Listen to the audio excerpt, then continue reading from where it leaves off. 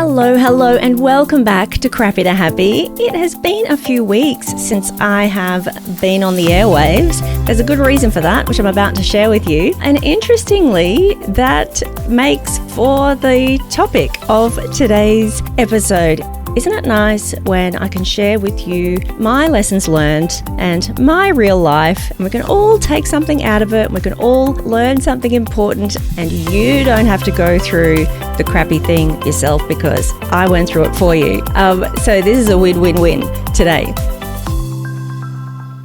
So let me first just give you a little bit of a background about what's been happening over here. Short version, just before Christmas, we received an eviction notice. We have been renting the same house in Richmond, where we live in London, for coming up to 3 years, and we had already pre-signed on for 4, so we'd signed a 2-year lease. So we had 15 months or more left on our lease. We're very settled. We like where we live. So to get a notice to vacate 2 weeks out from Christmas, when we had all of this time left, was really a little surprising and quite a bit upsetting. The reason for the vacate notice is because the owner wants to sell the house, and he is, by the way, within his rights to do that. So there's a break clause, which means that at a certain point during the lease, either party can break it with notice, and so he was just exercising his break clause and giving us notice to move out kind of the end of February. This was just before Christmas, right? So it's just a bit over 2 months that we had.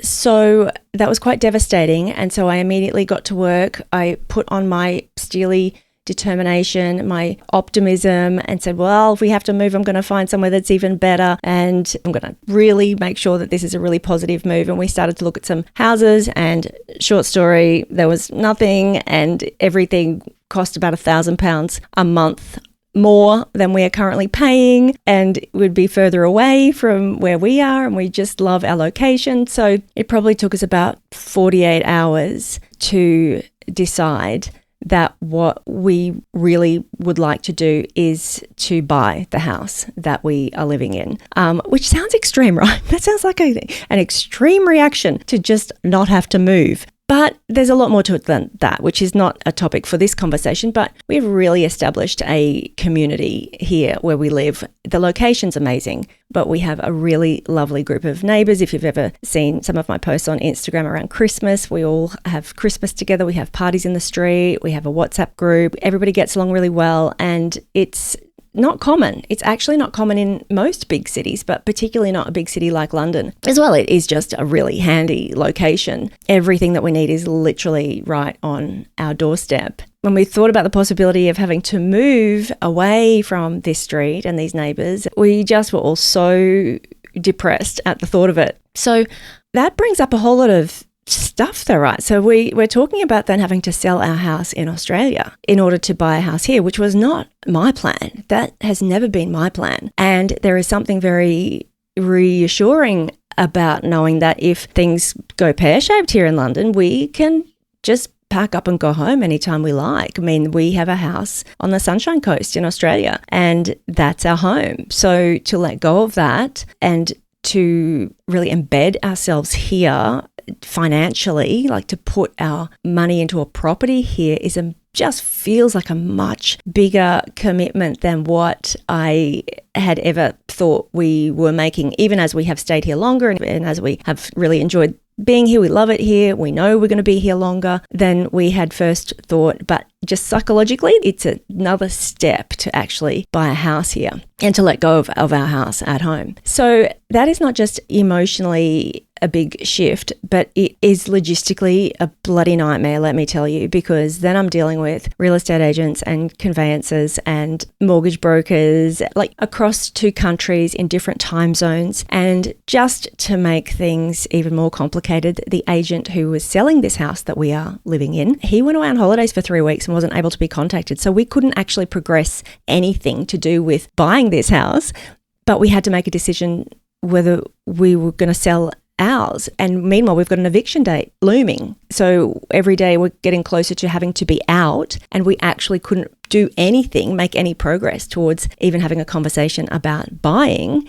which would then warrant us having to sell. So there's all of this like dominoes, these things that have to happen, and there was nothing that we could do about it. So we came back in January, we managed to have a conversation, we managed to agree on a purchase price for the place that we're in, which meant that then we could start the process of selling. And that has involved late nights, early mornings, talking to real estate agents, property managers. Wasn't what we had planned. We've got tenants in the house. It's upsetting for everybody. It's been a whole thing. It's been a whole thing, let me tell you. And then I guess in the background of all this, it's not something that's right on the forefront of our minds, but my father-in-law, who is very old and he has been unwell, he's in aged care, he has gone into palliative care, and we were told he had perhaps, just a few months to live. And so while that is awful and it's sad and we're a long way away, it's not so much emotionally upsetting because we've probably been coming to terms with that for quite a while, but it is unsettling in terms of we don't know when that's going to happen. We don't know when we're going to get a call and kind of have to up sticks and get a flight at short notice to go back to Australia. So it's just this like another layer of uncertainty in the background. We've got this uncertainty about the house. We've had all that stress. We've now been given a deadline to sell our house in Australia. So that's an awful lot of pressure, and it's not sold yet. So if it doesn't, I don't know where that leaves us, but it's just a lot of uncertainty, and sitting in uncertainty is a really, really uncomfortable thing. As we all know, we're not very good at tolerating uncertainty. And when your whole, like all of the structures and foundations of your life and where you live are all a little bit feeling a bit untethered, then that is unsettling, to say the very least.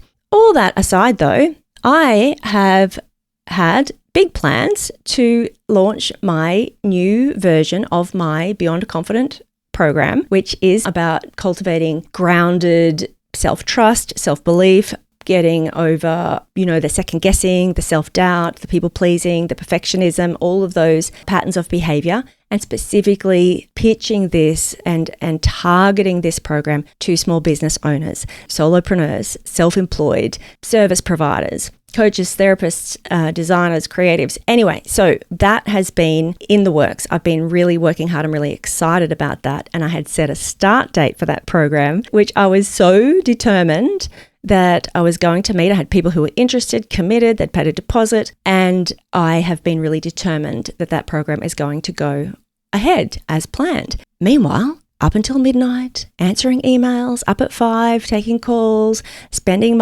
all of my days pulling together paperwork, finances in different countries, and doing 5 different tax returns in 2 different countries. And I have been pushing through and telling myself, it's fine, it'll all get done, not a problem. Just work a little bit harder, just stay up a little bit later, just get up a little bit earlier. I can make it work. I can do anything. This is fine. And I really felt some pressure. I mean, not pressure. I'm excited about that program. I'm so excited about that program. But I had committed to people. I have made a commitment to people that this program is going to go ahead.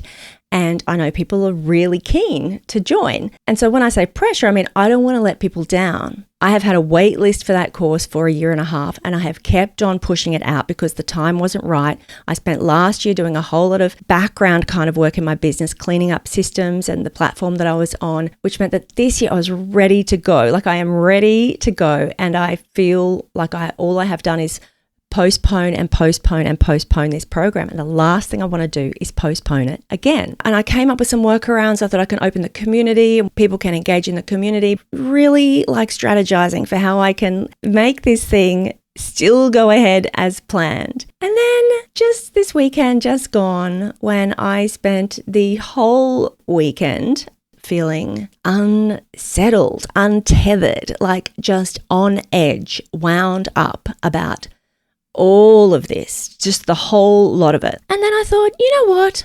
Here's when I had this little moment of realization. Better late than never. Here is where I thought, there is some irony here, isn't there? Probably irony is not the word. Probably hypocrisy is more the word. When the program that I am teaching, the whole premise of this program that I'm madly putting together so that I can teach it to my fellow business owners, is how to create calm in your business, how to create space, and how to cultivate the capacity to make your decisions in your business from a place that is calm and grounded, from a nervous system that is regulated, so that everything that you do in your business is coming from a place of groundedness as opposed to urgency or fear or reactivity. And, this is what happens when you have a dysregulated nervous system. And when you don't feel safe in your body or emotionally, is you say yes to things when you should say no, and you take opportunities when you probably shouldn't, and you undercharge because you don't want to offend anybody or scare anybody off, when you don't trust your worth, and you spend hours perfecting because you don't think anything that you do is good enough. And it creates this stress and angst, and everything is based on fear and reactivity and not calm and safety and groundedness. And here I was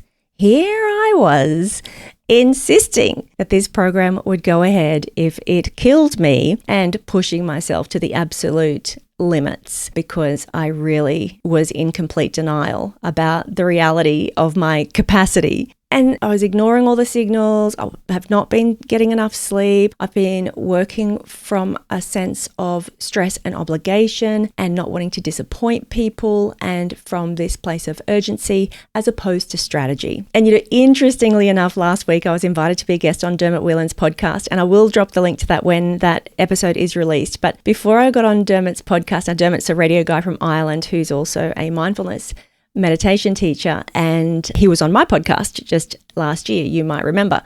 And Dermot had me on his show, and before we started our conversation, he pulled a card, and the card that he pulled was acceptance. And so we had this whole conversation about acceptance and, the value of being willing to accept the reality, not as you want it to be, not how you wish it was, but how it actually is, and the courage in that.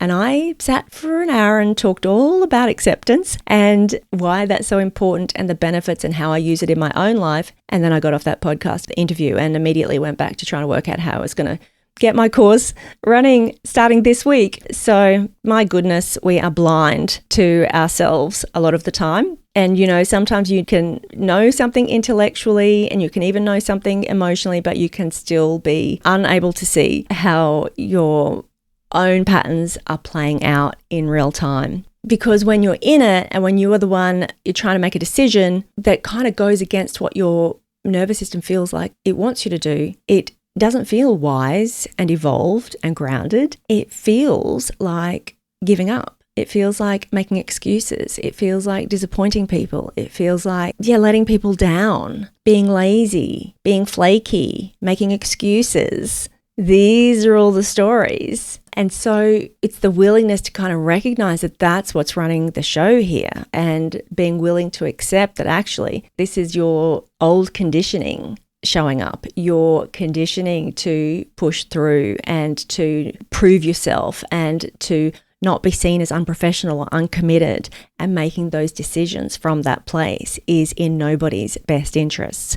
And like I said, just a little bit contradictory for me to be teaching that, meanwhile doing that myself. But I did think this was a classic example, even though it's me, and that's a tough thing to admit. I did think it was a really useful example to talk about how your nervous system does drive your decisions a lot of the time. Now, whether you are in your own business, self-employed, like I am, and like the people that I'm proposing to work with in my program, whether it's in your normal work, whether it's in your family, your friendships, all of the stuff that you just have to manage in your own life, it is really interesting to have a sense of how these nervous system patterns play out and how they impact your behavior and what that looks like.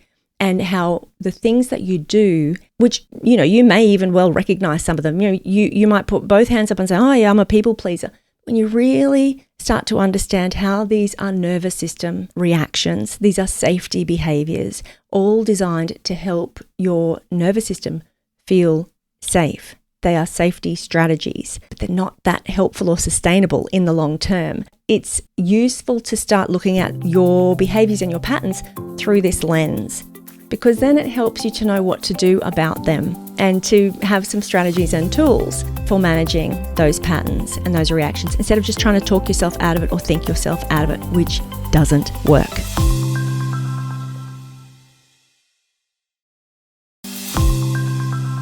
So your nervous system's job is to make you feel safe. That's it. Number one, nothing else. Its primary objective is to make sure you are safe. It is automatic. The autonomic nervous system, it happens without your conscious input.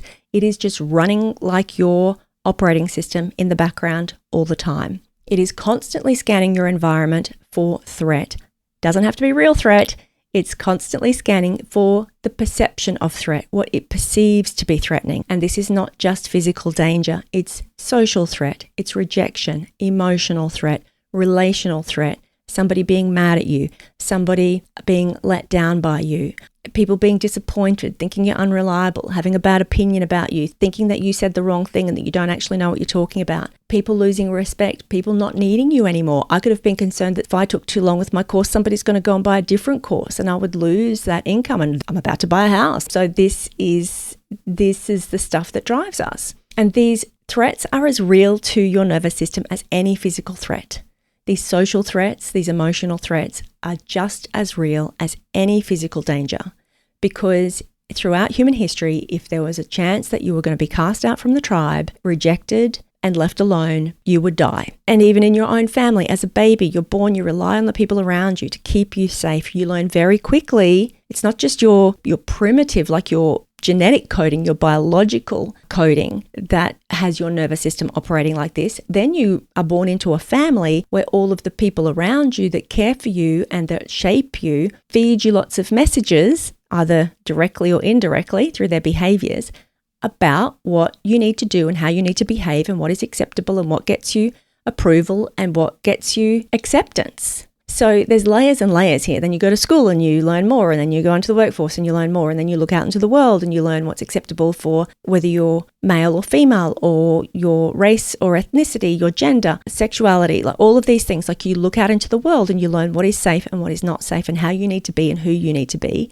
in order to be safe. Your nervous system is scanning all the time. And when it is unsafe, when it detects that you are unsafe, the 4 predominant responses, which I know you have heard of, are fight or flight or freeze or fawn. Fight and flight, most people are familiar with. Now look, in business, just while we're talking about it, I was probably, kind of in fight. Keep going, push through, be determined. It's this mobilization to action and just like keep on pushing.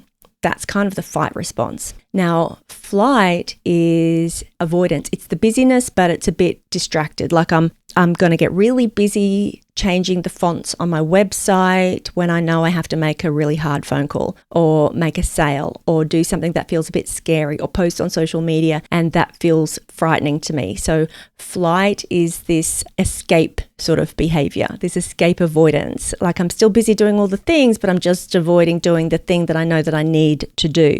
Freeze is when you stall, like when you shut down, you stare at the screen, you might just go into a complete collapse, but it's when you are kind of stuck on the spot. It can look like procrastination. It can look like avoidance. It could look like having no energy, motivation to get up and to do anything. It can be numb, disconnected, like we talked about the functional freeze in an earlier episode. But it can sometimes look like, I've just got so much to do and I don't know where to start, and it all feels a bit overwhelming and scary, and therefore I'm just sitting here and I'm not doing any of it. And I think everybody has experienced that at times. But the fawn one is the one that we have not talked so much about. It's being talked about a lot more now, but certainly when I was learning in my psychology degree, this was not something that anybody ever was really talking about. Fawn or appease is the safety strategy, the nervous system response, which involves being agreeable, being helpful, putting other people's needs ahead of your own, making sure that everybody around you is happy,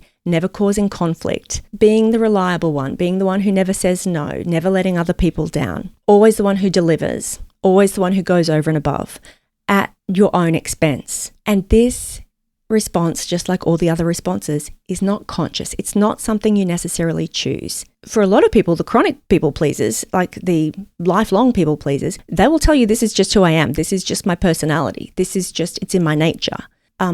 It's not.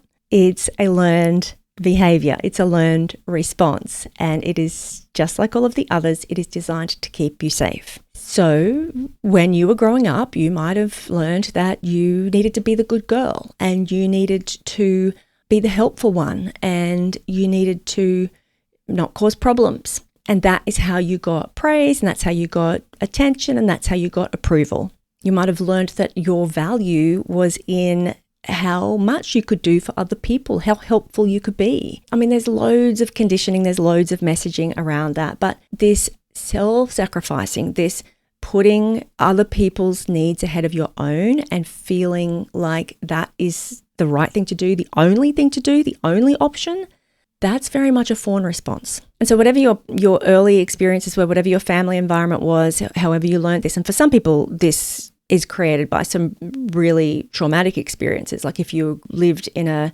household or an environment where there was danger, then a lot of people from those environments have a very strong fawn response. Just keep the peace, just do whatever you have to do to just keep things calm and keep things safe, be agreeable, be quiet, just do as you're told. So some of that is pretty deep conditioning and it was adaptive. This is the thing about all of these responses, right? This is the thing to understand. All of these responses were adaptive at the time. They served a really useful purpose at the time. And when people get down on themselves for these patterns of behavior and, why do I still do this? And why can't I stop doing this? And there's something wrong with me, or it's weak, or I should know better. I should be stronger. I should blah, blah. No. You did what you needed to do. You learned what you needed to do when it was all you had, and it was genius, and you survived. Go you. Compassion for yourself, compassion for the younger version of you who learned that and who got you through that. And then as an adult, now I know I can choose to unlearn that. And it feels difficult and challenging, goes against everything that I have always done. But I can choose now to unlearn that and choose a different response. Because otherwise what happens is whatever that was programmed into you all those years ago, even now as an adult, all these years later, as soon as your nervous system detects any kind of threat, it's going to default back to whatever your learned behavior was, whatever your pattern was. That's how these things play out. But it is really interesting to look at some of those patterns that we talked about, the perfectionism, the pleasing and the procrastination and the overworking, like looking at them through this lens of, is it fight or is it flight or is it freeze or is it fawn? Just recognizing these behaviors as all strategies, nervous system strategies for staying safe. And it doesn't have to make logical sense. It doesn't make logical sense, but that's what's happening. They're fear-driven behaviors. If you are perfecting and performing and editing and correcting something for hours, that is a fear-driven behavior. You can tell yourself all you like, a bit like me with the acceptance, the denial, right? You could tell yourself all you like, oh no, I just hold myself to high standards. I just like to do really good work. Yes, and also it terrifies me that I would put out work that is subpar and that somebody might judge me for it is probably more likely the truth.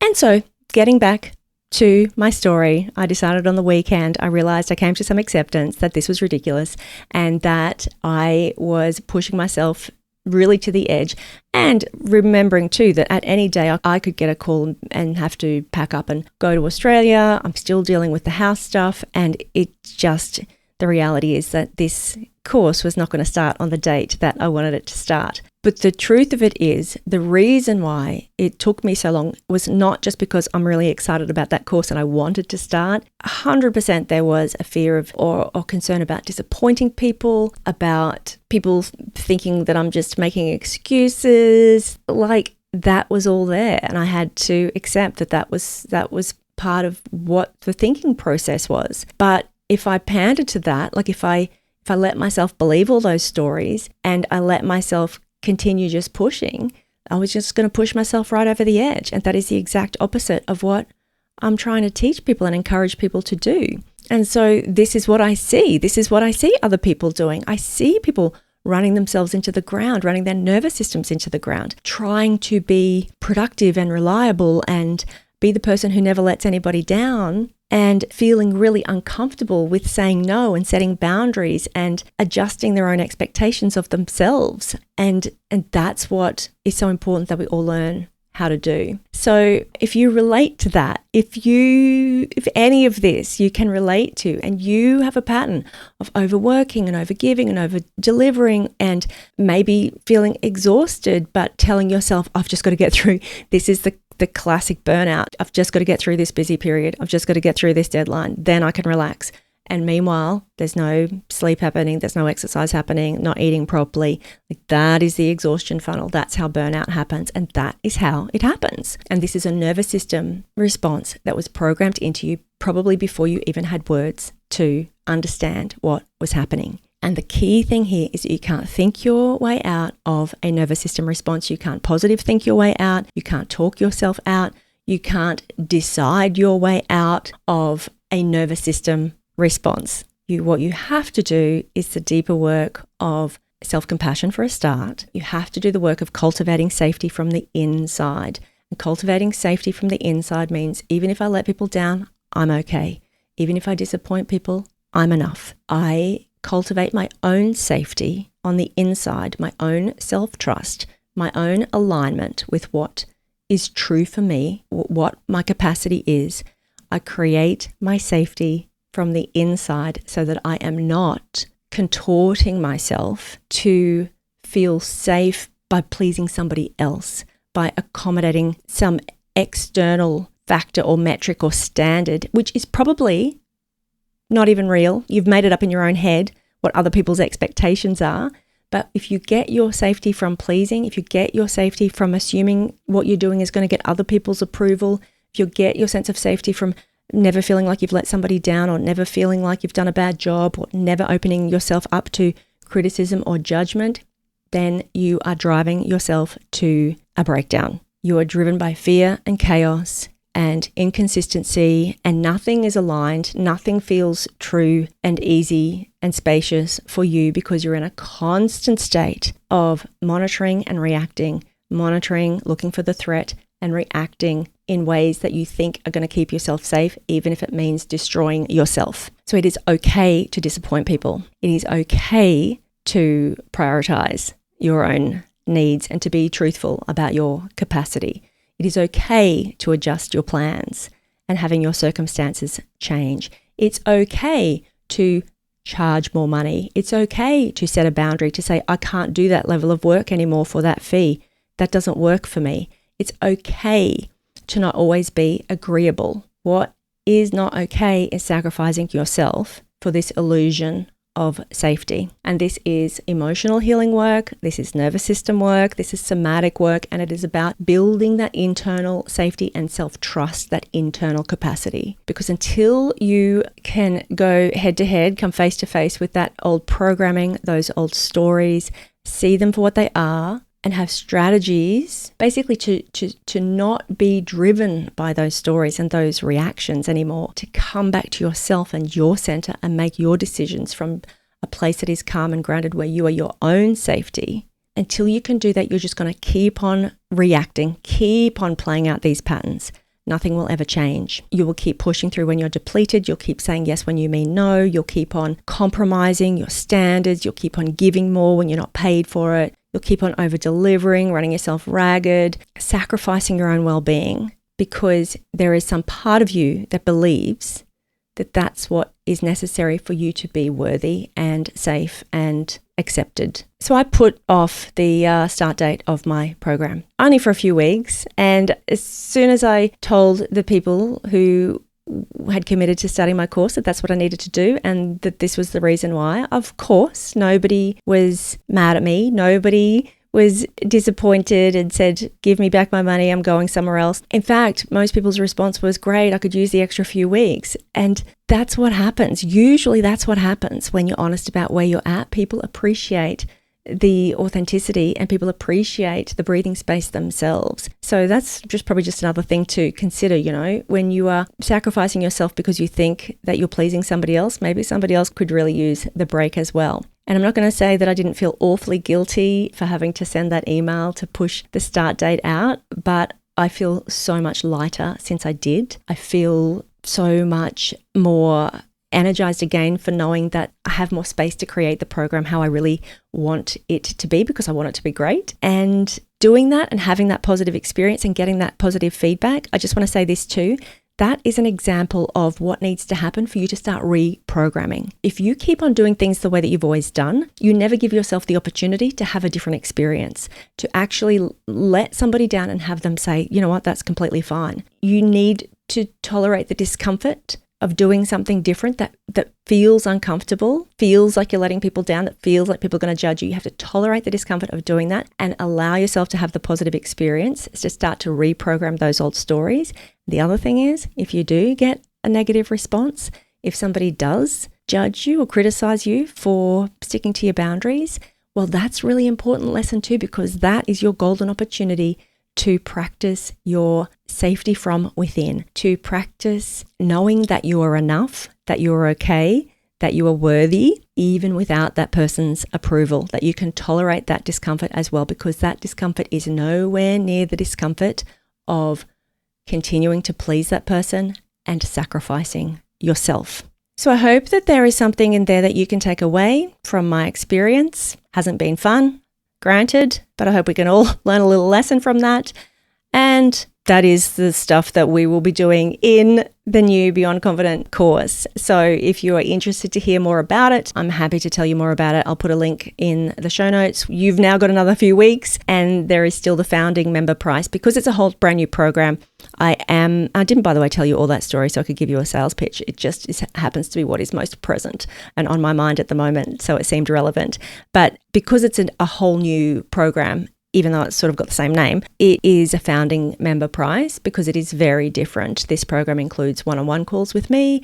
It is a 6-month container, but you as a founding member can stay for 12 months in the community. So that's a bonus as well. Weekly calls and all of the inner work, the safety, the emotional, psychological, somatic work that is so important, but mapped onto your business. So mapped onto how are these patterns playing out in your business? Where are you selling yourself short? And look, I may still open it up again for people who are not small business owners, but right now I just would really like to create a community of those of us who are self-employed and who experience some kind of unique challenges, because self-employment is its own beast, you know, the uncertainty, the inconsistency of income, the having to sell yourself, not somebody else's product, but you being the commodity and the thing that you're selling. Like there's a whole lot of personal development work involved in that, no matter how good you are at what you do. And that's the reason why for this particular round of the program, which will be open ongoing, there's no kind of, you got to sign up by a certain date. It will be open next month again if you can't join this month, but that founding member price will be for a limited time. So